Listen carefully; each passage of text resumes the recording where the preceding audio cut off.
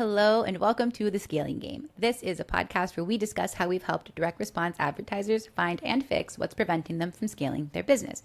I'm Sammy Afrin. I'm the head of creative strategy at Deciphered. Alongside me in this episode and every other, you will see John Belcher. He is the founder of Deciphered.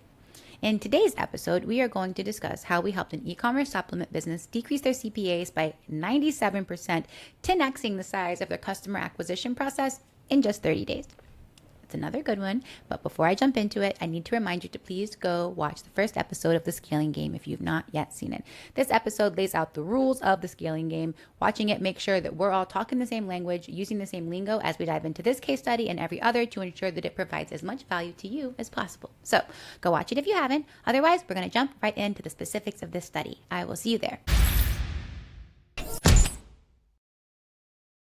All right. Hello, John. Today we are talking e-commerce and supplements. You know the case study. I know the case study. Let's give everybody else some context so we can jump right into it. Yeah. So when we talk about supplements, I would say this is a little bit more niche than the last one that we went after. So the last one that we talked about was like mass market. This one is definitely a more niche market, and it requires a little bit more positioning to a specific user. So that's how this is going to be different. Couple of things just like off the top. Premium priced, we'll walk through that in the background of like how we made this happen, but premium price is important. There's a ton of competitors in this market, and this is post iOS 14, right? So this is one of those things where there's this is not a blue ocean by any imagination. No. And it's a competitive market. It's relatively expensive from the last case study. And so a couple of things I want to talk about. The process, the results that we achieved here were amazing. The one thing that an uphill battle. Totally. The one thing that I will call out, and we'll kind of go through these numbers here in a second, but this is part of the reason we instituted the feasibility assessment, is we basically had to go build these people's business from scratch. It's not something that we are entirely against, but that's not really the core group that we want to focus on. I just want to call that out. Up front is like we're looking to help people scale businesses and not build them from scratch. And so that's kind of why we put this feasibility assessment process into place again, is to do a better job with the numbers up front. But I still think the process showcases how effective this is. 100%. And there's no question about that. So let's kind of jump into the thick of it. They come to us, and we're seeing $700 CPAs, which for the price of the product, like, I mean, that's just blaring red, flashing lights, right? So we talk us through this why process, talk us through what beyond a $700 CPA stood out, if anything. Yeah, so I got referred the client from a friend who's been successful in direct response. They had some funding. I don't know if I would necessarily say they were kind of a startup, right? And so when we look at that, they had some funding, they had some backing. They had an agency running their stuff. And so I came in and did an audit. And the first thing I had to do was like, I need to get real numbers here. Let me put in tracking to see what's going on. And it very quickly came about that their CPAs were like $750, right? Their target was 40. And so it was like, this is literally never going to work doing what you're doing. Right now, you're basically running branded ads just trying to say, buy our supplement. We're going to have to go back to kind of ground zero to restart this whole thing. But that's ultimately what we came into, is like, not only is this not working, like you're just going to burn through all of your cash if you keep advertising this way. So it was really figuring out, like, we had to kind of start from ground zero. So in starting from ground zero, again, not what we always like to do, but in this instance, I think there was just a genuine, like, I think you and I both kind of thrive after the desire sometimes of just cracking something. And I imagine that's, I remember this time, it's kind of, I think what this was, like, oh, we can figure this out. This has legs. We can figure it out. We can figure it out. We can figure it out. So we got tracking put in place. We start breaking things out. How far off the mark from kind of what they thought was happening in their business, then we implement proper tracking. The real picture gets laid out that we're looking at here with our equation calculator. How big was that deviation from the actual, I guess, quote unquote truth? And then where did you identify as far as a specific step to start this process of kind of total overhaul? So Facebook reporting was showing that their CPAs was like $200. So it was almost 4 times more, right? Wow. Yeah. And once again, I think what's important here is, let's say Facebook was driving Halo sales, what have you. Okay, cool. Like view through attribution. at the end of the day, it's really hard to scale a business off view through attribution and Halo. It's really more of a bonus, right? Last click is what has to work from the numbers side. If you can make last click work, now everything on top of that is gravy, right? Especially when you start running across multiple platforms. If you're trying to leverage ad network reporting, you're going to be in a huge world of hurt because there's going to be more sales from the ad platforms than you're having inside of your CRM. So this is why we focus so much on last click, is like we have to be able to see the actual data of what's converting. And so once again, Facebook's like 200, maybe 250. So it's 3 to 4 times higher their actual cost per acquisition. And so when I got in here and got this reporting in place, as I said, their target CPA was $40.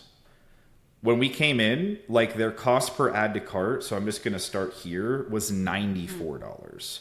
And their add to cart rate was 2.5%, which is, 6 times lower than the target. Yeah, I was gonna say 15 is like low, like, or 15 is on the low end of good. Yeah, 15 is like what we're shooting for, right? So this is one for me where it was like, okay, we have to go fix absolutely everything. Literally, the only thing that is, I wouldn't even call it working, but like your ads are driving clicks that mathematically may be possible to convert this and hit your numbers, but outside of that, like there's literally nothing here that's working. So when I talk about this from an add to cart perspective, that was where the first break was. And so it's really like, we got to go back and just completely change everything. Right. So when we have an add to cart issue, and this add to cart issue is coming after the product page, so that means someone has interacted with the ad, they've gotten driven directly to a product page, it spells out, here's what the product is, here's the highlights, here's what it does. Enough selling's not going on. Clear as day. If we can even entice people to baseline at, get to that 15% baseline of add to cart, there's probably just not enough selling happening. So I'm going to go ahead and conjure a guess that your why became, we got to revamp, like the sales message sucks, basically. Correct. And just as a refresher for anyone, when we talk about PDP, product display page, right? That's what this is. This was an ad running to a product listing. And part of the reason we hate that strategy, and when I say hate, it's not like personal opinions for performance hate, is because when someone lands on that page, you see a product, you see a price, and you see an add to cart, and they haven't been sold anything, right? So we think of PDPs as order taking pages, right? If you're running a Black Friday sale to your existing audience, send them to a PDP. They already know what it is. They're looking for something, right? Cool. But if you're trying to do cold traffic and you're sending them to a PDP, unless you are legitimately like, I don't know, Chanel bags. I was going to say, you're the person in the space. You're like numero uno in the space. Your brand name carries its own legacy. Then maybe that works for you. Otherwise, you're going to have to do some selling. Yeah. And when I say that, we worked with $50 million a year e-commerce businesses that still the PDP is the wrong thing. Like you have to be a 9-figure plus behemoth to get that level of recognition. So most likely the people listening to this podcast, that's not you, right? You are going to need to do selling to get someone to buy your product. And so, as you said, we really, like when we talk about why, there was just no value prop. And so I'm not going to get into specifics of the actual product because once again, we like to talk deeply about numbers. So we're going to keep everything anonymous, but just to kind of like dig into a little bit about what this business was. So it was a niche supplement coming into a space where there was dozens of established brands that have been around for like 10 plus years, right? Right. And so when we're looking at this, they had a slightly different delivery system, which was a little bit of a cool value prop. I'll get into it here in a second. They were premium priced, right? Their pricing per serving was like 40 to 50% higher than other competitors. Yeah. And so this was something where it's like, okay, we're going to charge you more and we're going to try and take customers away from established brands without give you having no reason. Really much, right. And so like, that's clearly a formula for failure. And so what this really came down to is, okay, we have to go literally come up with a value prop and a positioning that puts them in a unique spot so that they can acquire customers online at scale inside their numbers. Just once again, when we talk about why, this was so like all of the numbers popping off the page were red alarms. It's kind of one of those like burn it down and start over. Yeah, I would argue too that this why, not as much like the lack of sales message in general is definitely a component of this. But looking back, I think there is also an element of not having a very clearly defined customer avatar. This company wanted to be for everybody. And they wanted to make what is a niche product for everybody. And as you can see by the numbers here, right, like that clearly was not working. Like, so the message again becomes adding a value prop and then pivoting. So the sales message is for someone specific. Like we're talking to someone in specific with this message in mind. So, all right, we've got the why. We know our where. They're all kind of wheres, but we're going to start with the add to cart first because nothing after that really matters, right? We got to get the add to cart up. It's not where it needs to be. Lack of value prop, lack of selling, too general of a message. Okay, what's the hypothesis look like? How are we going to go in here and fix this? So this one took quite a few tries to develop an actual hypothesis, right? So when we look at this, when we kind of start, in particular with supplements, what we want to focus on first is features. So feature testing, this is where we come into supplements like we treat bloating or weight loss or this or that, right? Supplements typically have a lot of line items of the things that they're trying to address to people. So this product had a few of those. I went and built very simple angles just to see it was an ad, and then we put in an advertorial that was a sales message that was leading to the product, just to see is there smoke on any of this stuff. Right. And we found very quickly none of the features or the things they talked about addressing didn't do anything. And once again, the reason for that in my eyes was there's already other products that are marketed this way that are less expensive. Yep. And trying to poach their customers for having a slightly different delivery system is going to be basically impossible, especially at the cost that you're looking for, right? Yeah. So for me, it was kind of like, okay, step one from a hypothesis perspective is features. These were out, right? Okay. We were not going to be able just to take an existing market and go sit down and run those things. So the next piece was I had to kind of come back and say, all right, strategy from scratch. Shout out to Justin and Shauna Brooke. They taught me 8 years ago when I was a business partner with them at AdSkills about market maps, which is going through and laying out all of the competitors, all of the URLs, the followings, the price point. And what I did is I layered in there price points, cost per serving, those types of things. And it helped me see, okay, we have to position this as a premium product. There has to be something of like, why are you willing to pay more? That's not just about delivery. Because once again, delivery was different, but it wasn't something that people were going to pay 50% premium for. No. And so ultimately what this turned into was about performance, right? This is about being a high performer. Is my hypothesis was we really need to go in here and start to position this not for people that are looking for a supplement. Like they're not in the market. This is truly going after totally unaware, problem aware people, moving up in the process and helping them see how this supplement can help them perform at a higher level as just everyday people. Anything you want to cover there?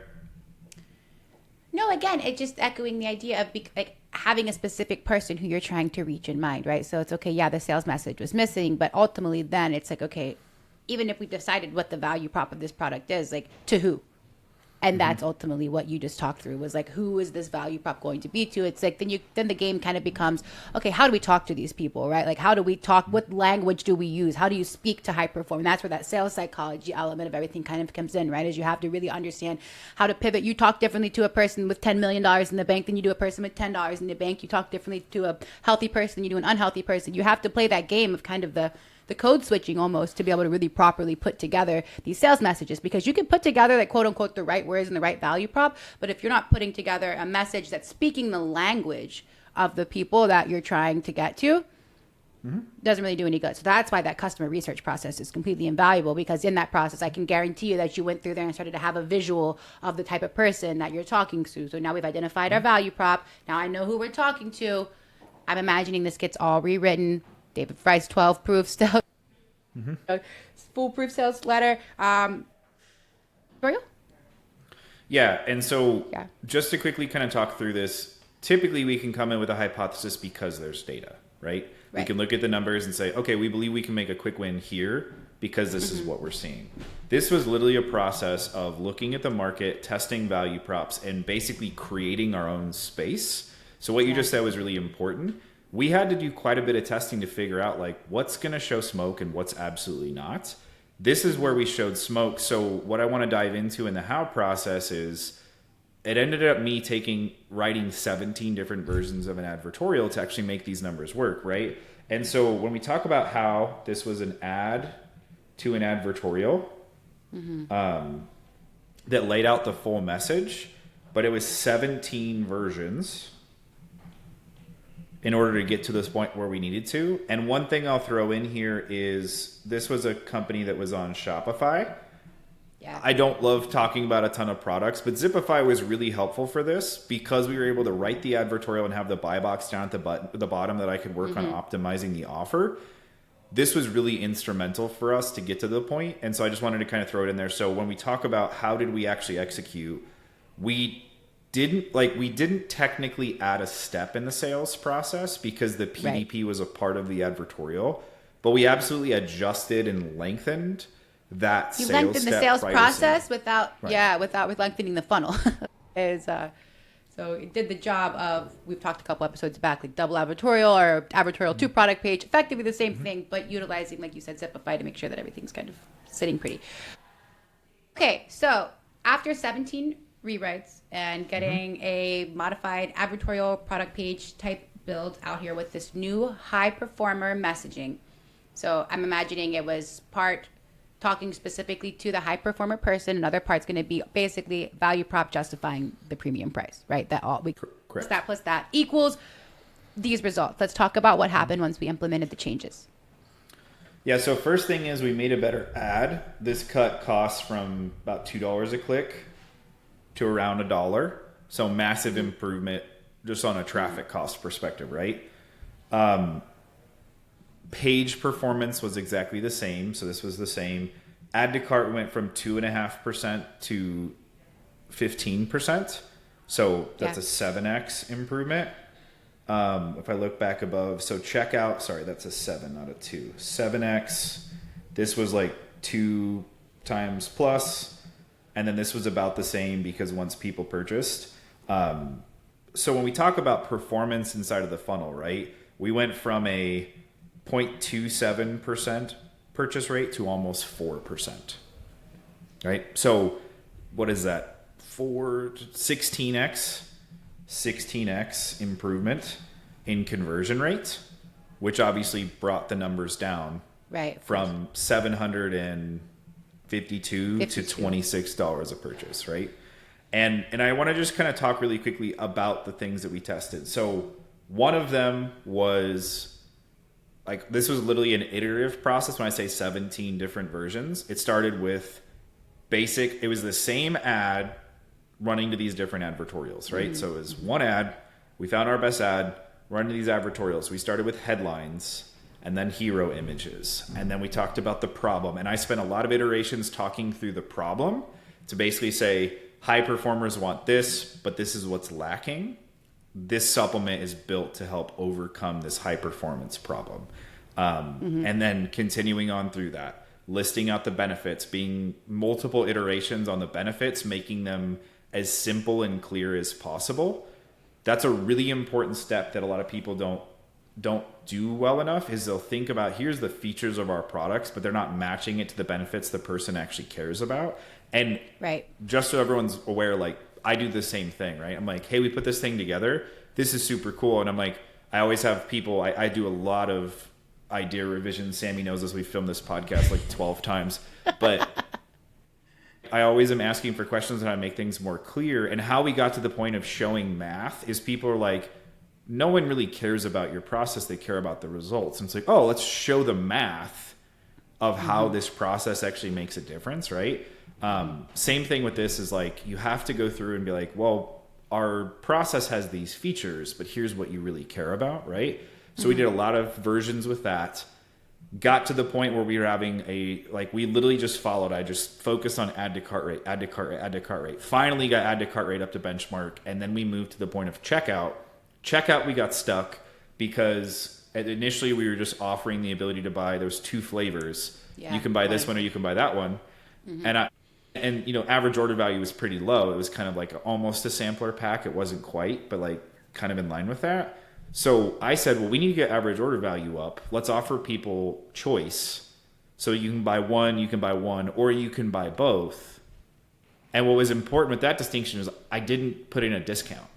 It was like, you can get both flavors, but you have to pay full price. And what was kind of cool about that checkout process is you couldn't do 2 of one or 2 of the other.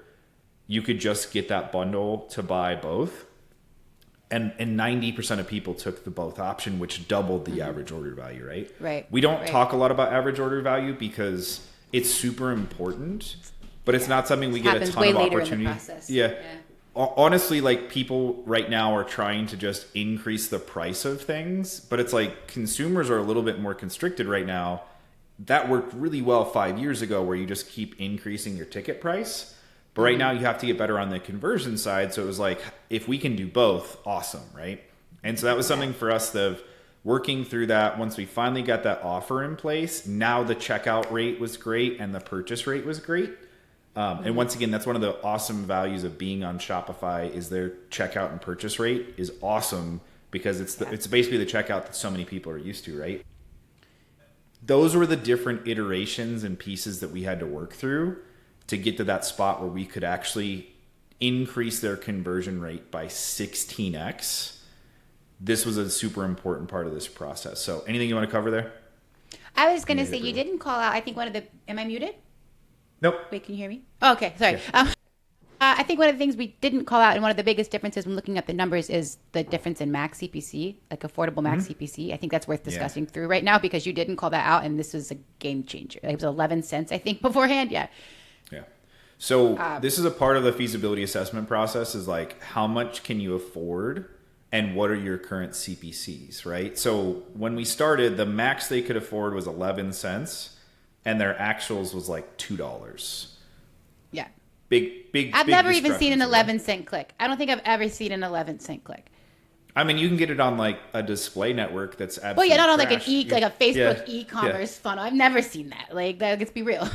So it's one where it's like, this is like, I'm just going to go red here just because this is literally not possible, right? Yeah.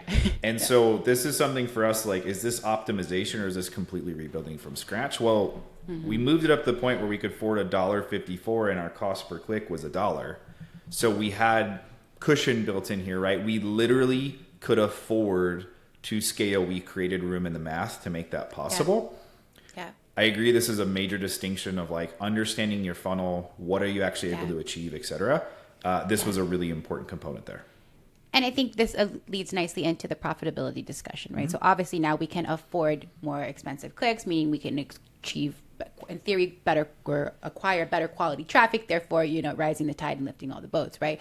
When we kind of went out there, improved the conversion rate, got the add to cart, dropped the CPA down below everything, check, profitability, right? We did that. But in this instance, we always come to the point of, are we reinvesting into the ad network to go for volume, or are we kind of pocketing that to soften the blow of maybe a couple years or years worth of bad paid traffic attempts? What happened here? So this one was absolutely like when we talk about profitability, I don't know if I could put enough checks in here. Right. So like we hit the mark on this one. They wanted to reinvest in volume. They were in growth mode.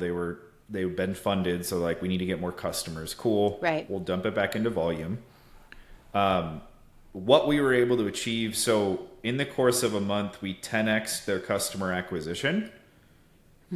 And we would have done probably 2 to 3 times that amount, but they kept running out of inventory. Yeah. Right. So we literally I had days where I'd log in to look at campaigns and I'm like, everything looks right, but the purchase rate is what's because we ran out of inventory and we don't have enough allocated to the bundle or this or that. So this was something where it was very start stop. It was something that we were in a period that we were able to grow like crazy. Yeah. And our results were they were a little bit frustrating just because we didn't have things like really clearly mapped out. But we continued to invest in volume to acquire more customers. Yeah, and we've talked about these inventory. We talked in another episode kind of how the inventory issues can really be a killer to your momentum, literally just looking at it through the lens of your paid traffic. And this alludes nicely to like kind of the algorithm discussion or component of this discussion, because every decision you make inside of your ads manager is sending signals to the quote unquote algorithm, right? And that includes turning campaigns on and off, on and off, on and off, on and off. Like those mixed signals, that's exactly what you are. You're sending mixed signals to the algorithm. So those, when we talk about algorithm for this particular client, when we look at this, right, did we check the box with the algorithm? Absolutely. Yeah. So initially off of 1,000 clicks, they were sending, what was it, 2.66 sales. Post this, after 1,000 clicks, we're sending almost 39, right? So massive. Once again, our goal here is 50 conversions per ad set per day. To ensure that not only are we not in the learning phase, but we've completely maximized the amount of data. Not maximized, but machine learning is able to operate extremely efficiently. Utilized, Getting a ton of signals back. So we were absolutely able to achieve this. To your points, turning things on and off can put a drag on performance. One note that I'll say on the side of that is sometimes people are afraid to like put on day parting. We use rules for clients, like turn stuff on and off. Don't worry about that. The goal is just to make sure that you're able to spend day after day after day, because that is how the algorithm really works, is it's looking at it typically on like a 7-day window of how is this performing? How do we continue to make this better? So to your point, if you're going to be off for like 4 or 5 days because you're having an inventory issue and then you come back and turn it on, well, it's lost a huge portion of the data that it's actually going to make decisions off of. And so that's the biggest thing, is if you can figure out either how to not be sold out on back order or sell on back order, those are two things that will make a difference to consistency from the ad networks. Right. So, and there again was another discussion more. I think it's 2 or 3 episodes ago about inventory, if you want to hear that. But it can impact things. So just again, another feather in the cap of the idea that paid traffic now is just as much business development and business planning as it is just a single arm of a person's business anymore, right? Like it can really be make or break for your efforts. So again, we did what we could for the algorithm here. Let's go ahead and pivot to diversification. So this became a game of creative diversification. I mean, you could talk about the diversification that it took just to get something to win. You had to do 17 iterations. That's diversification if you ask me, but let's talk about it through a more classical lenses of, platform creative message stacking, things like that. Yeah, so there was 3 things that we attempted with this group: message, SKU, and platform. Platform was a success. So we were on Facebook, Snapchat, Google PMax, and search, right? So we were able to get on 4 really quickly and be able to hit our numbers. That was awesome. They did have a couple other products, similar delivery system, very different market. These did not perform. No. So what I kind of learned through this process is they definitely had one product, like most companies do, one hero product from a, what's going to bring in your customers. Yeah. That was really important. Final thing was message. And so kind of what Sammy said here is we identified really quickly that this was not going to be a good long-term fit, just based off of startup, issues. It wasn't something that like scale wasn't going to be, despite that being what they wanted, they just weren't really able to do it the way that we were looking for. And so when we talked about this, we had messaging process going. We started to get pushback on brand message and stuff like that. And so it was just kind of one for us where we were like, this is what needs to happen to continue to grow. We have to continue to figure out how to cut this message in different ways to get more people in. And we were just meeting resistance there. So it wasn't the best fit. But from a diversification perspective, our typical playbook of message, SKU, and platform, we were working through it. Platform worked. We were having success. We got over 1,000 sales a month. And then it just kind of was one of those things where it was like, the juice isn't worth the squeeze here. But we continued to see as we work through this is exactly what we're trying. Like, once again, the process is working. This is what we're working towards. And once again, our goal is to show you guys the process works. Does every single thing work every single time? No. But it's a really clear roadmap for how you scale a business with paid traffic. Yeah. Let's Anything move you over wanna to our little... Well, no, I want to move over to our little staircase and kind of lay out the entire roadmap, because this was kind of... It took 30 days to get to the point where... The testing phase. Yeah, where we actually like cracked it. I'm pretty sure it's 27 days, 17 advertorials.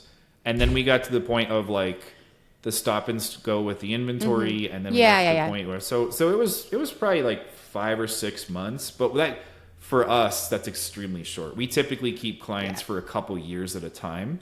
So it's just for us it was a very unfulfilling. It was a blip on the radar. Yeah, it was a blip on the radar in the grand scheme of things. But what I wanted to call out is despite what, even from the lens of it being 3 months long, there was a lot of things moving. And I think that's something we pride ourselves on a lot is our ability to kind of stack these optimizations, not carelessly, but quickly, right? To be able to, like we always talk about speed to impact. And we really do rate a lot of our moves, our plays, if you will, on that ability, like not only the level of impact, but the speed of impact. And I think this client is a great example of how prioritizing that can kind of help in pretty dire, stinking situations. So run through, okay, we're here. Nothing worked. Bottom of the, like everything's flat.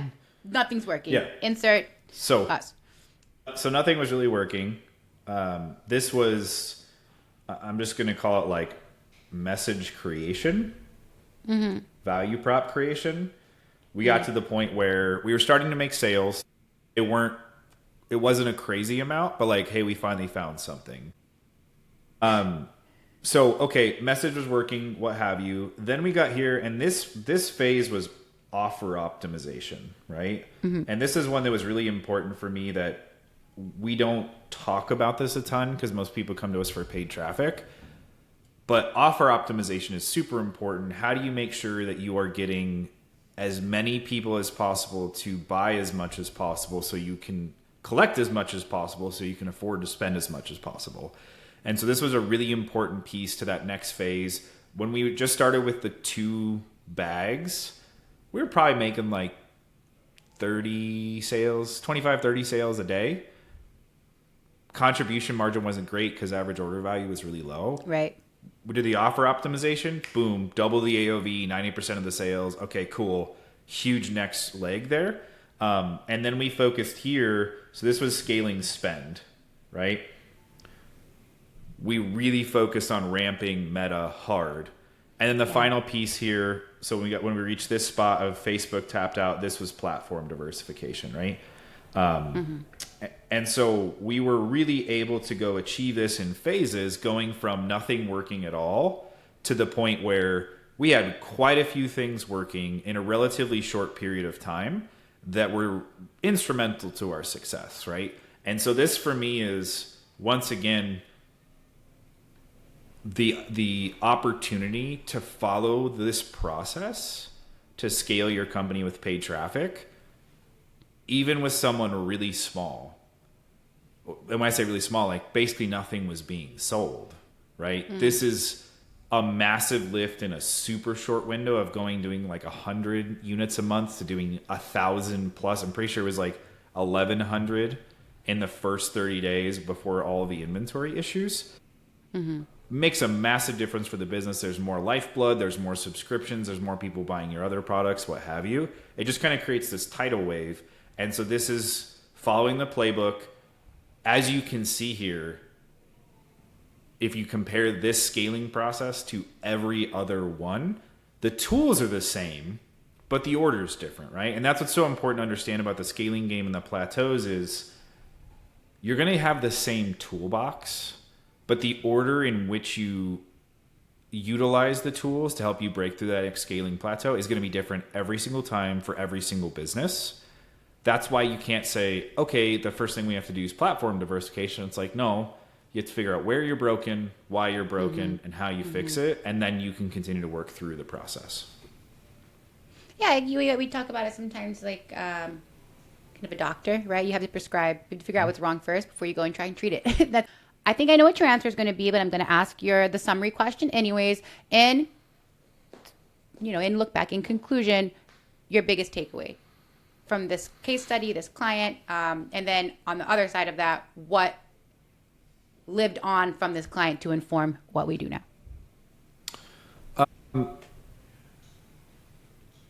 I think the thing that's really important to me is always coming back to the fundamentals.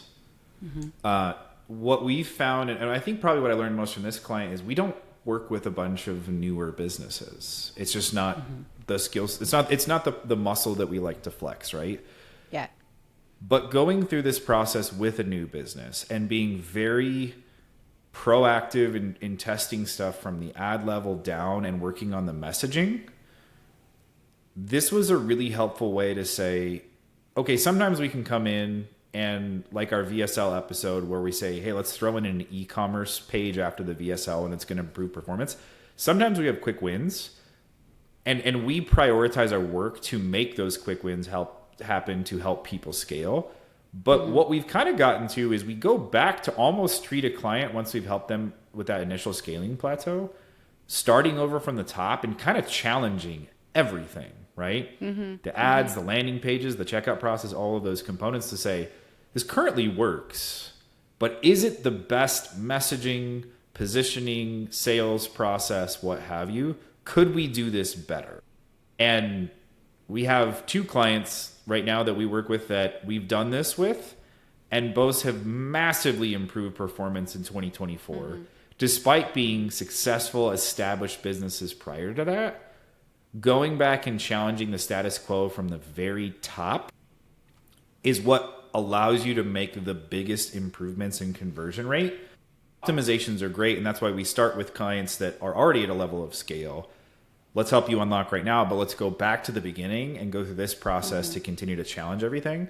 That's probably what I took away from this, is like working with a new business every once in a while is good because it makes you go back to those foundations. Beautiful. I look at this, I think back on this, like, as far as the lesson that I've carried forward that kind of informs how I approach things now. I think this client was a big lesson for me in especially your vision of your perfect customer define your efforts in growing your business. Because I think there were so many instances in this particular case study where we had data supported ideas to push forward because it didn't align with the vision that they had in their head of who their customer was, we weren't allowed to execute, despite the fact that numbers were on our side. I now I feel like I give that cautionary tale to a lot of our clients now, because it's like, hey, it's great. You can want your client to be a certain type of person, but ultimately you should be accepting of whomever is clicking purchase on your ads, right? Like there should be no, I guess, discrimination across the board. So I that really lives on for me with this client. And again, like you said, I think we both agree the importance of the feasibility call now.